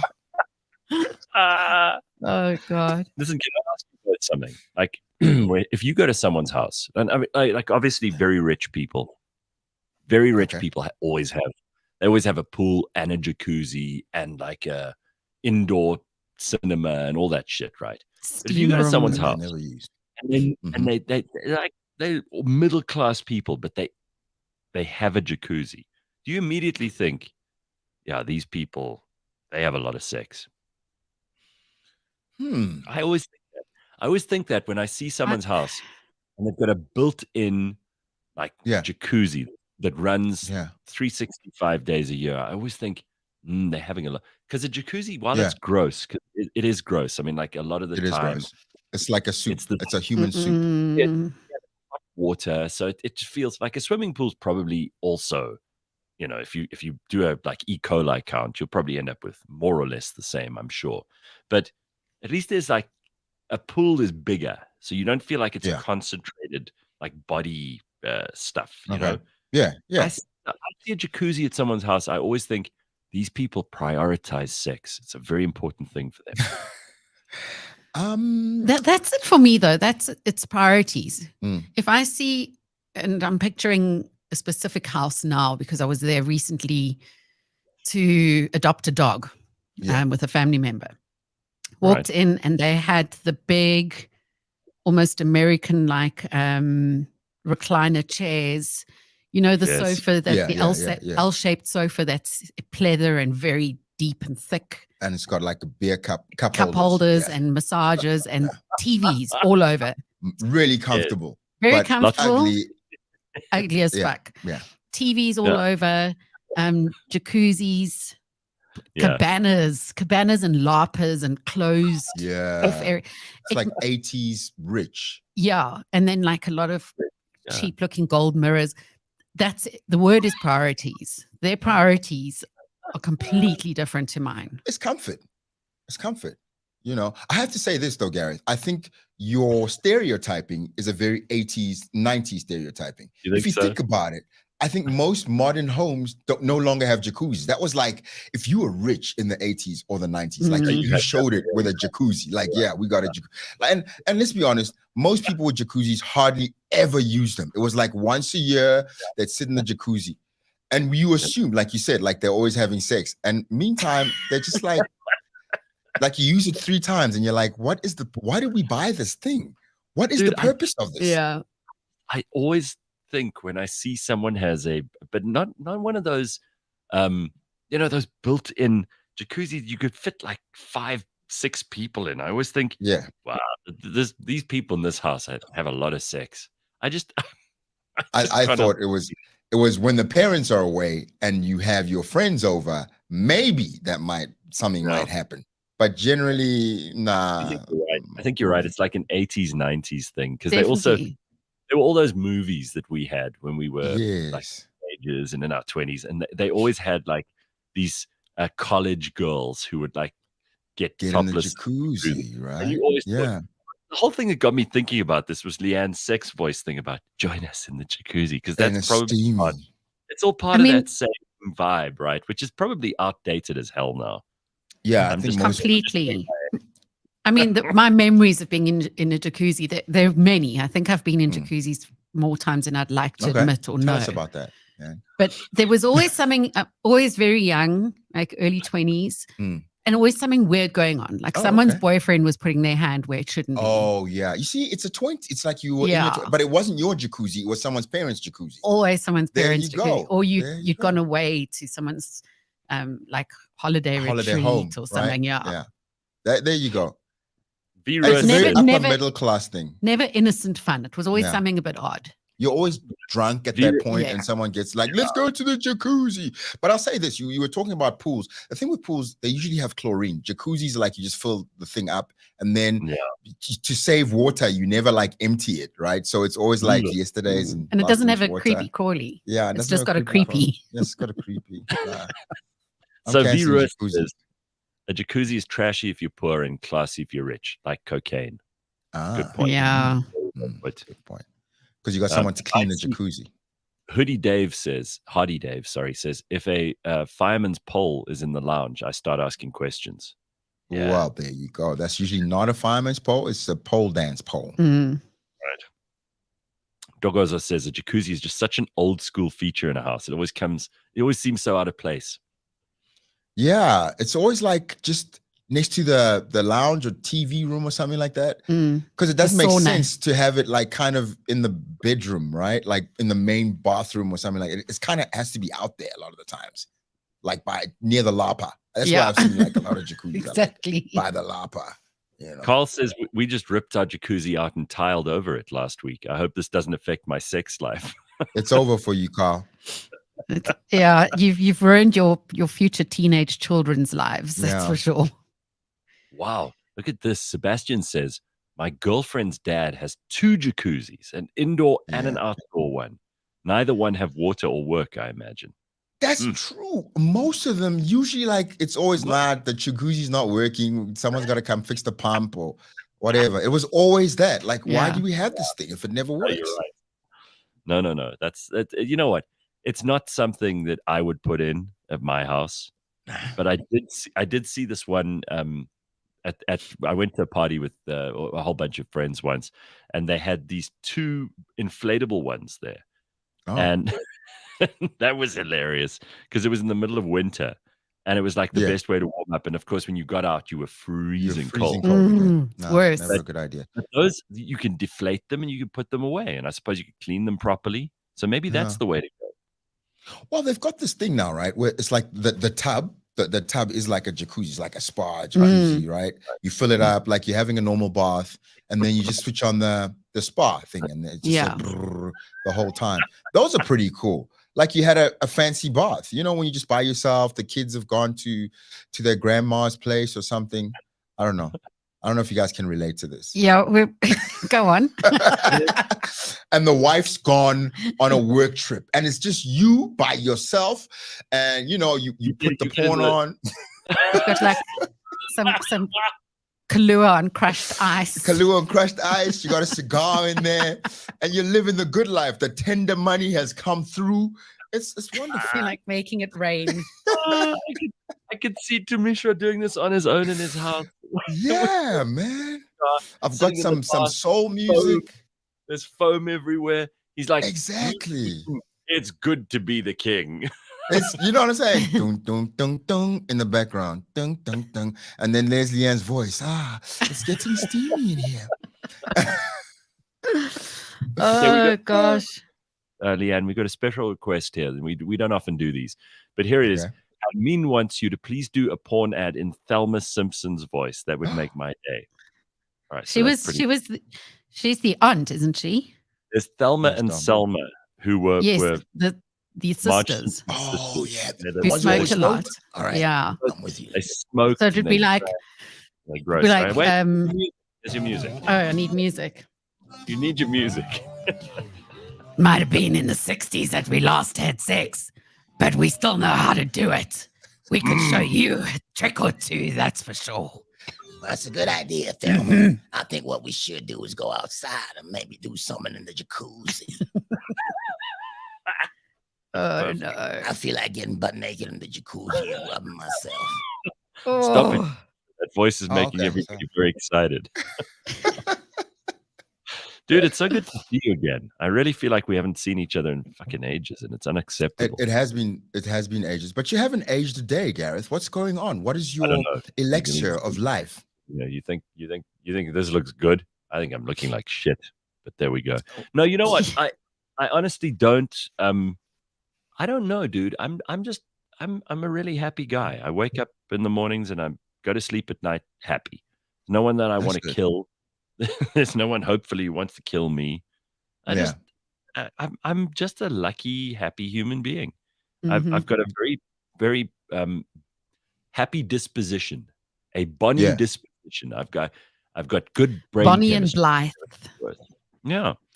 I think that's a choice. I think that's one thing that if Dr. Hanan was here, would talk about. I think you could have a lot to be unhappy about, but you choose not to, which in many ways is what keeps you younger.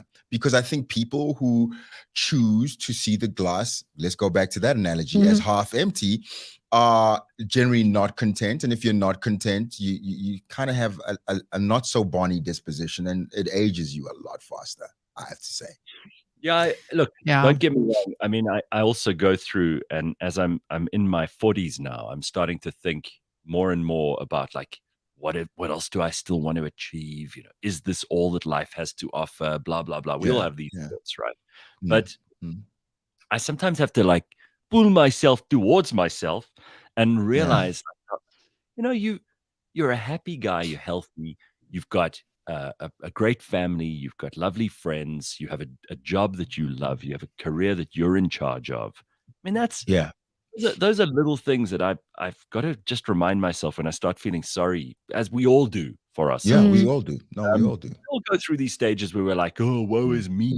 I don't have enough money. Oh, I don't have enough of this. I don't have enough of that. I'm not married. I am married. I have children. I don't have. People are.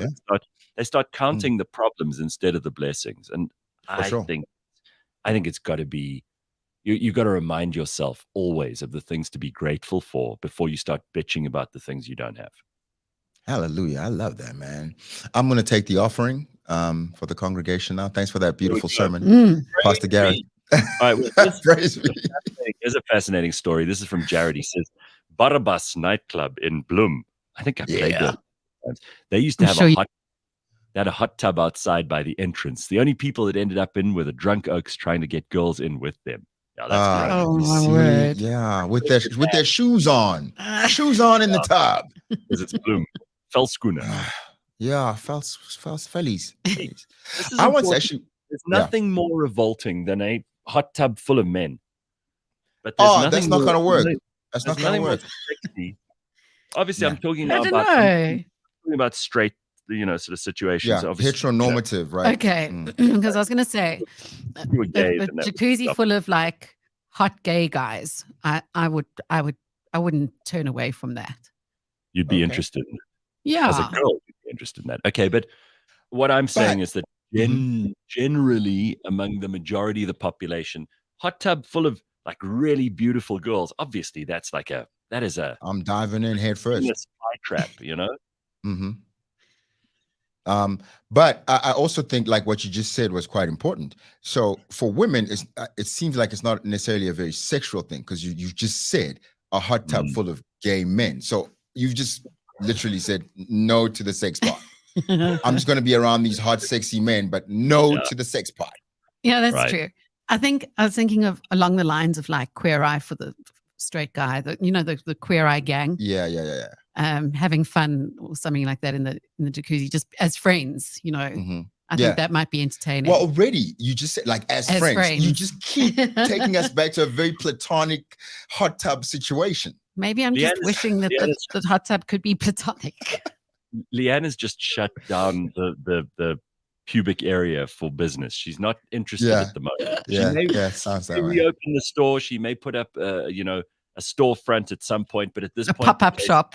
Yeah. At the moment, it's locked up and chained, and it's not. There's no business going on there. That's what she's decided. Packed away. The little floral curtains that have been drawn around the hot tub. Yeah. Oh, so a lot of people are jumping in here saying, "Hey, Dumisani from Isidingo. It's been a minute."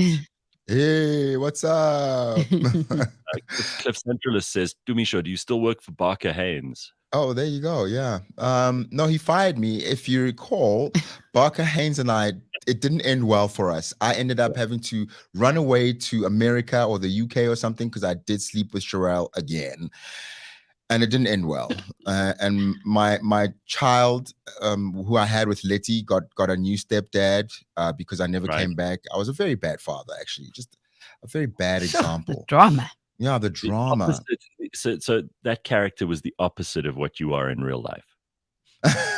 I'm not going to say yes or no. But no one's going to go around claiming that they're a great father. But I mean, you were just saying now that you've been spending a lot of time just being a dad, which is like just being present is already 3/4. Yeah, right. I suppose, and that's it. That's all. Like, honestly, like what do they say? Kids spell love Time. Yeah, so it's about spending as much time as possible with your kids. And I think a lot of our problem in South Africa is absentee fathers. You know what I mean? Time, because the more time you spend with your kids, you instill your principles and values there. Maybe that's the other thing. One is absentee fathers, and maybe fathers with no values to instill to their kids. So maybe if fathers, first of all, had some values, and then they spend time with their kids, we'd have a better nation, because I was thinking about it the other day. Like, even like the stealing thing, it comes from, if it's not yours, don't take it.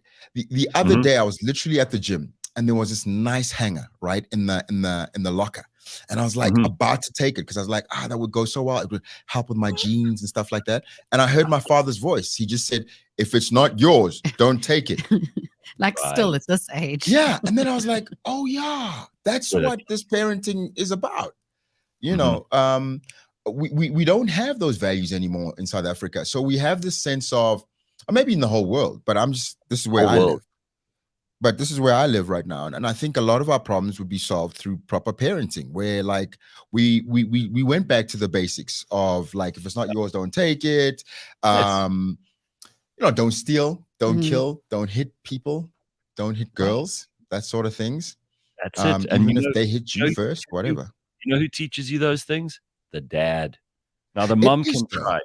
And God bless the moms all over South Africa who are doing their best to raise good children, and I know they're doing the heavy lifting, and we have such respect for these women. But the reality is, like, there's some stuff that boys are just not going to respond to if it comes from their mom. They're only going to respond to if it comes from the dad, and those things are the rules. Those are the tough masculine things that you might not learn from your actual father, especially if he's not around or whatever. But it's a strong male role model in the family. We had this conversation with Pumi just the other day on the show, and she said the same thing. It's like a grandfather might be in the picture. There might be a guy on the street who like makes the decisions for all these young men who are behaving badly on the street. That's the kind of shit we need more of in this country. I'm telling you, if we had that, if we just had good, strong men who make a good example of what a man should be, a lot of these guys come into line. I guess, and it's also like, like you talk about the support that mothers need. One thing my mother would always say if I really was bad is, wait till I tell your father. Those words were like, you may as well kill me now. Kill me now, right? But it's also like the times that I remember when someone said to you, when a parent said something to you that, when it hurts here and you want to start crying, it was usually my dad or a male figure who said something like that really got to me. Yeah. Because moms, shame. They have to shout. They shout the whole day. Yeah. They've got their slipper off the whole day. Yeah. They're finding that coat hanger the whole day. Right. That ruler. And your father just has to say it in that calm voice. Like, That I remember one one thing thing. my father used to say when I was growing up, especially when I was in my teens and early 20s, about debt. He'd say things like, you got to pay your debts. Like, it was that simple. Like, if you don't want to pay debts, don't make debts, you know? Right. And a man has to pay his debts. So those are voices that are playing in my head all the time as a grown-up. When I go into things where I'm like, I don't feel like paying my credit card this month, I hear my father's voice. Well, why you make the debt? If you don't want to pay the debt. Yeah, You know. correct. Spot on. Mm. Look, I mean, listen, there are roles for men and for women in society. And obviously, a lot of that has become very blurred these days. But I do think that the single greatest advantage any child can have is to have both parents in their lives. Yeah. And to have both of them love the child. You know, if Yeah. you have that, then everything else is going to be that much easier. Because the Yeah. people who don't start with that, they have to make Yeah. up for that in so many ways Yeah. that they spend their whole life chasing those other things. I just think it's a great privilege, and I'm thrilled that, you know, I managed to just luck out and have parents who were like that. So again, it's just pure luck. They may have been. You don't know who you're going to get born to. You're a kid. You That's just true. come into the world. You might end up with total assholes as parents. Yeah. You know. Yeah, you might. But I'd like to say to all the men out there, especially like if you're struggling, because that's kind of my thing right now, you know. Yes. I had to really fight to have this privilege of having time with my own child, right? My daughter. It wasn't like it was given to me. I had to go through the court system. It was very expensive. It took years. There were times when, I remember a court official, I don't even know if it was a policeman. Yeah, it was a policeman. I had a court order to see my child and I was there to enforce the court order. And the head of the police station in Midrand, I want to say that, he said to me, he thought he was like giving me good advice. He said, you know what, maybe you just ought to forget about your child for a while. And then when she's older and wants to see you, she'll find you. And I said, no, hell no, because as a father, you're the one who must do the fighting to see your child, not the other way around. Your child should never have to fight to see you. So my thing is, to all the men out there, I don't care how hard it is. I don't care what barriers have been put in place. Right. There's no excuse for not making that a priority, whether it's money, whether it's I don't have the time, whether it's people say I should probably forget about this child. I'm very glad you said that. And it's anything in this world that's worthwhile, you got to fight for. Yeah. And I can't think of anything more worthwhile than to fight for a relationship with your own child. Yeah, there you go. There's something that's really scarring for a child when you know that your parents didn't fight for you. Right. You live with that forever. Yeah. Yeah. You will always think, no matter how illogical it sounds and how many people tell you that it's not true, that it was your fault or something was wrong with you. That I wasn't good enough for someone, for the person, the one person who's supposed to love me with everything, to fight with everything for me, right? Fight to the death, literally. And for me, that was like a life or death struggle. I was like, even if I lose everything, if I go broke on these lawyers' fees, that's what's going to happen. I'm going to be a broke dad with my child. That's amazing. Just well done for getting through that. Is it something that's like done and dusted now? It's done and dusted. Thankfully, we got through the court system, and I've got 50-50 what's it, custody. They call it, we don't call it custody anymore. We call it residence, 50-50 residence. Okay. So for 50% of the time, 1 week I've got my daughter and the other week she's with her mom. And so for me, that was the victory that I needed for me to just be able to drop her off at school, so that when she's at school with her friends and they're having conversations, when my dad dropped me off, my dad picked me up, I don't want it to go, my dad never picks me up from school or drops me off at school. Just those little things. Yeah, it will add up. Yeah, Hardy Dave says, when nights out with the workmates were more important than nights in with your babies. I mean, that's about right. Sounds like Denzel Washington in Fences, says Ntokozo. Oh, thank you, Ntokozo. Yeah, it does. You got to take the crookeds with the straights. All right, they ain't gonna let you get nowhere with that baseball. What you gotta do is learn to fix cars or build houses or something they can't take away from you. So serious. Lovely. That's so good. And Scene. And scene. There Listen, you go. let me tell you something. That Denzel Washington he's a Oh, machine. something else. I I mean, love I him. watched I never really I get into the habit sometimes of going on these YouTube rabbit hole Yeah, adventures. yeah, me too. For some reason, I got onto a bunch of like Denzel doing. Mhm. I don't know if he's making speeches or if he's just answering questions on the red carpet or whatever. But the guy has these tremendous insights, and He he's like does. he's dropping truth bombs like a motherfucker. And he's Yeah, standing there yeah, just yeah. saying really, really powerful. And he's so good at delivering the lines, you know. So Yeah, he is. Yeah. whether or not he sits at home, I don't care if it's if it's spur of the moment stuff or whether he's planned this.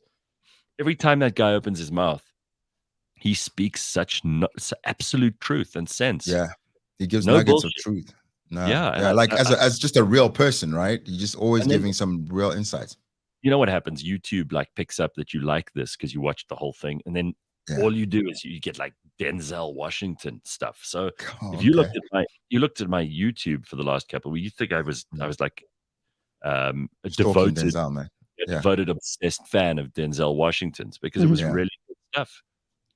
Yeah. Also, someone like that, you know, like I think, and maybe we're going to this other place now, but that's cool. Let's go there. We were very lucky growing up because things have changed quite a lot. Like, what is the male hero? So growing, and a lot of them were quite conservative men, if you think about it. Like, I remember going to watch Die Hard for the first time in 1988, and I think Bruce Willis was that man. He's fighting to save his family in this situation. And that's what guys did. Like, if you think of a lot of films in the 80s, even the 70s, they were about a man's quest to fight for his family. Whereas now it's just like, this dude just needs to get to a party or something. I don't know. But the guys that we had growing up, Clint Eastwood, they always threw like these quotable quotes. Every time someone puts a microphone and a camera on Clint Eastwood, he's got something amazing to say. However you feel about Bruce Willis, he was that guy, you know, when I was certainly growing up. Like, I remember in the 80s and 90s, he always had something to say that was about community and family and that sort of thing. And now we realize, oh, but he's a conservative politician or whatever. But it's like, wow, I don't know. He seemed like he was. Did you see, have you seen over the last few weeks these videos? Because now Bruce has got like some form of early onset dementia. Yeah. It's very sad. Like, he's got a tooth missing at the moment. And like, they filmed him getting his birthday cake the other day with his daughters, and Demi Moore was there. And, you know, it's like a whole Modern Family vibe. But there's a lot of love there. And I know that they probably thought 3 or 4 times about whether or not they wanted to share this with everybody else. But the outpouring of like support and love for Bruce Willis is just unbelievable. People are all, you know, you'd think that there would be like horrible asshole comments, and I'm sure there are from people who, well, this is our hero from Die Hard or whatever. But people are actually being really genuine and lovely and sympathetic and kind about how Bruce is going through this thing. And, you know, he's probably not going to remember a damn thing about his career within the next year or two, because it seems like it's hitting pretty hard. Wow. Coming on pretty fast. And I just look at it, and I think it's beautiful that they're sharing it with people, where normally I would say, just keep that to yourselves. You know, you don't want to share that with people. I'm with you on that one. I'm grateful that they're sharing that with people, because I think also as humans, Hollywood gives us a sense of like immortality, that you're just going to live forever. Because like, if you think about it, a lot of these guys don't even age, right? You see them and you go, wow, they still look great for 60, whatever, 70, whatever. But with and I think this is particularly for Bruce Willis as well. You remember when he started losing his hair? And yes, there were times when he'd do roles with a wig on or something like that. But generally outside of doing the roles, when he was just like himself in real life, he would show us Bruce Willis with a bald patch or whatever. And I think that's something that's commendable, that we see that we are humans. We are going to waste away and die. We're going to age and we're going to lose our minds. We're going to get dementia or something like that. And there's dignity in that. Yeah, but you know, again, like you got to either put it out there and be honest about your situation, or just in a quiet and dignified way. Who's the woman? Barbara Walters from The View. I mean, she realized she was getting the same thing, and she just quietly went off to her house, wherever it must have been. She must have made tons of money in her life, so I'm sure she's comfortable wherever she was. And then she just quietly, only saw family. You never saw any pictures of her after a certain time. She kept to herself. People were obviously looking after her. And I think both are acceptable. You must just choose which one you want to do. Yeah. And I think, these days, everyone's a celebrity thanks to the internet. So we've all got to think about this stuff. How do you want, if something goes horribly wrong in your life and you end up like, Bruce or Barbara or whatever, you got to know what you're going to do about it. You got to have a plan.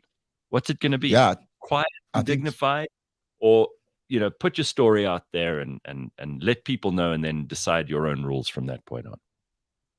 I think you raised a great point, because you got to decide now, right? Before it actually happens, because by that stage, then someone else is making decisions for you.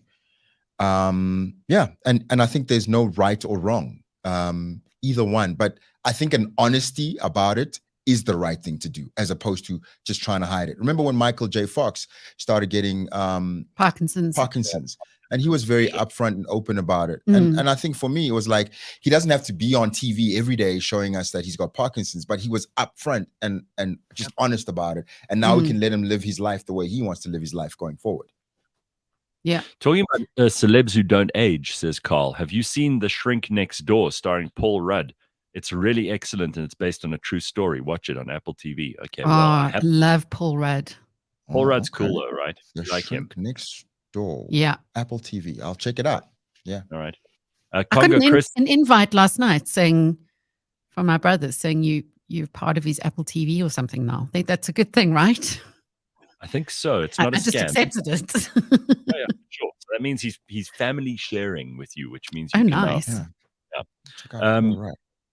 Congo Chris says you either age gracefully or you morph into an overinflated balloon animal like Madonna. I haven't seen Madonna. Yeah, she's made some interesting choices. Oh, okay. But she's always reinventing her appearance, so it's not like there's somebody who's looked the same all their life and now they look different. Also true. She's always looked different. Dang. Yeah, she's gone a bit of a different route there. Yeah. It was all over the news, Tumisho. How did you miss out on Madonna's like weird plastic surgery and cornrows and all that I think I went down a different YouTube rabbit hole, and I've been stuck in my own. And it came up. I know it's come up before, but I always like Madonna. No, not interested. Let me just go see something else. Okay, that's what Madonna's doing these days. Wow.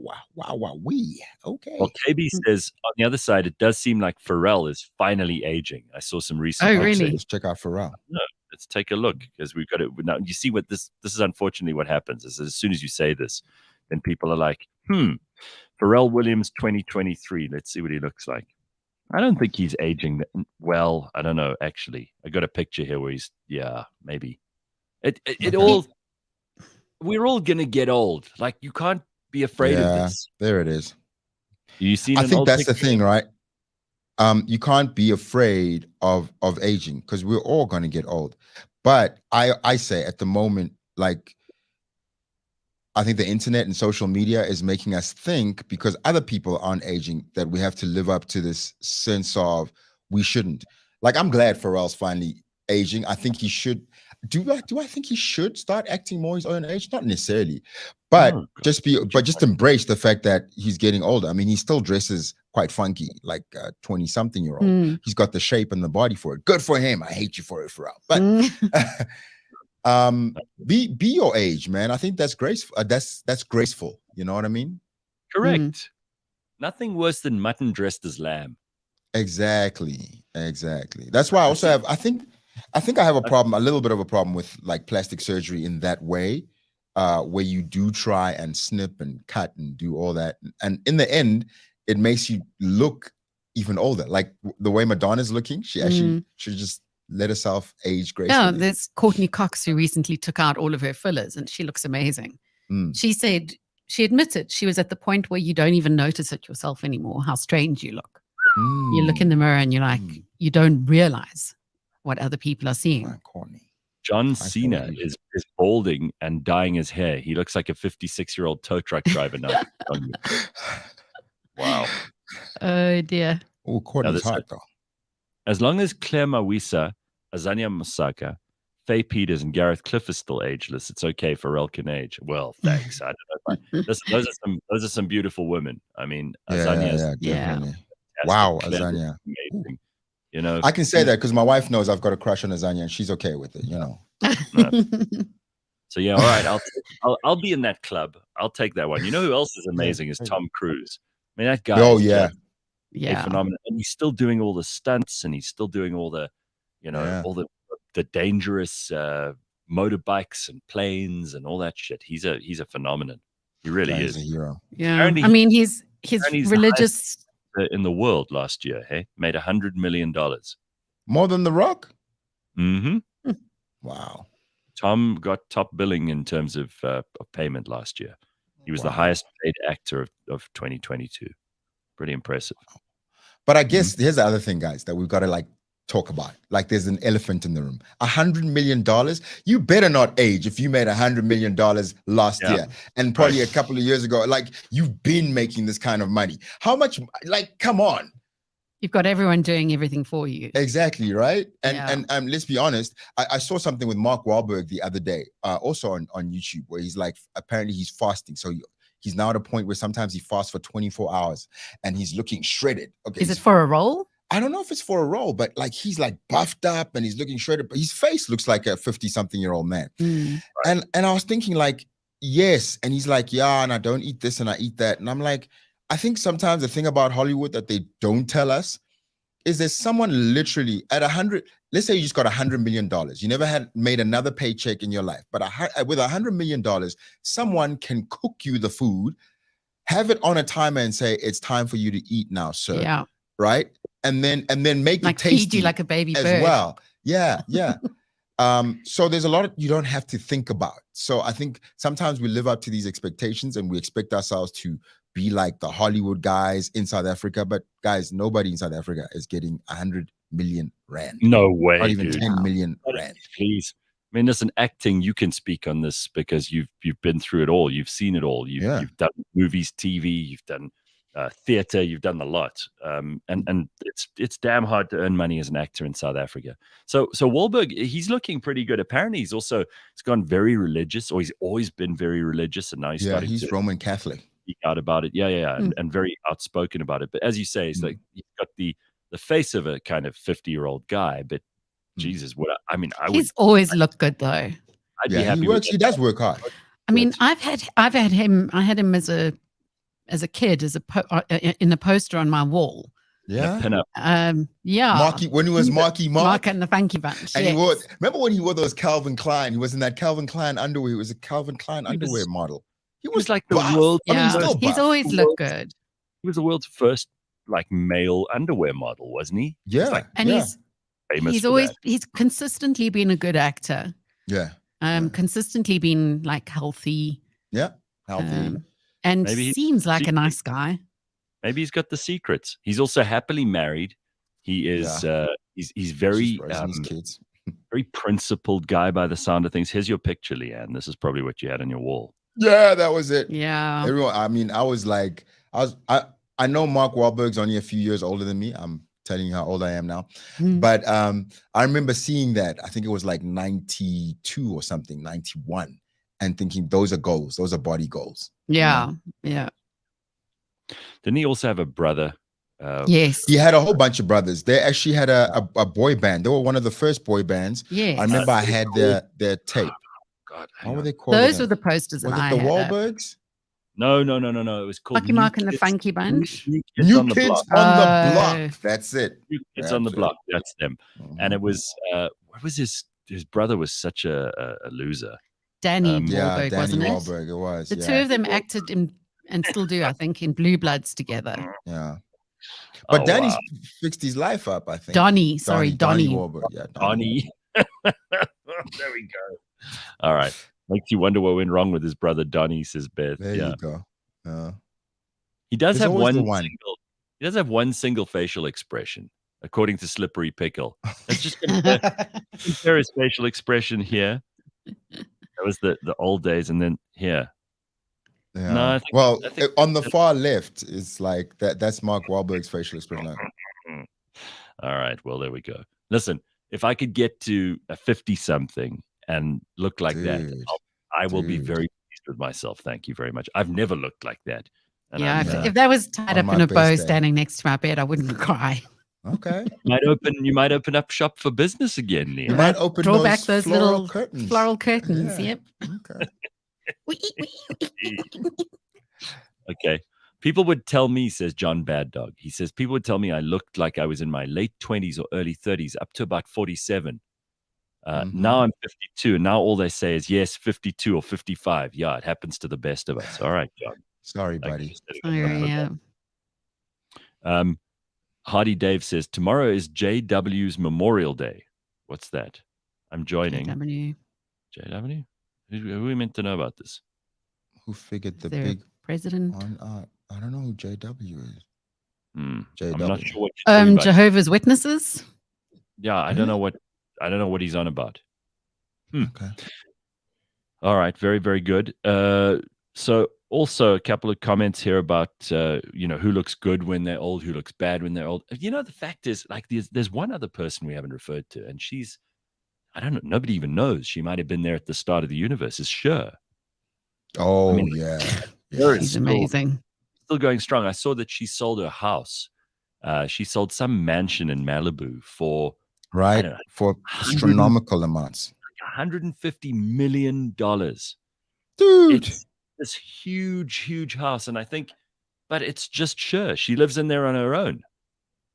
What people forget, though, is Cher's been rich, like, since probably the 60s or something. When did they make Babe, I Got You, Babe? 50s, 60s. 60s, right? 60s. So, yeah, okay.